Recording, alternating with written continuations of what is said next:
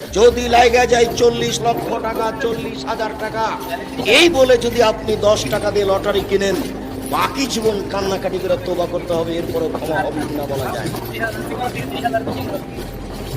জুয়া খেলা চিরদিনের জন্য হারাম।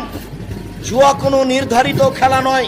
প্রত্যেক যে খেলাতে টাকার হার জিত আছে সেটাই হলো জুয়া। যার কারণে আন্তর্জাতিক ক্রিকেট, ফুটবল খেলা দেখতে আমি নিষেধ করেছি। আন্তর্জাতিক খেলাধুলা চলে, যে গল্প চলে যেখানে, সেখানে বসে থাকাও হারাম।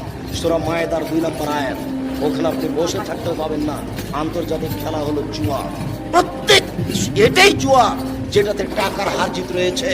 শুনুন, দুনিয়াতে দুটা কাজ আছে মানুষ না করেই পাপী।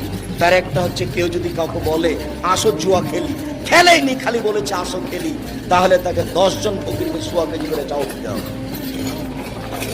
অবাক পায়, আরে খেলেইনি, খালি বলেছে আসো খেলি। হাদিস বুখারী মুসলিম, হাদিসটা 18 করে থেকে বলছে।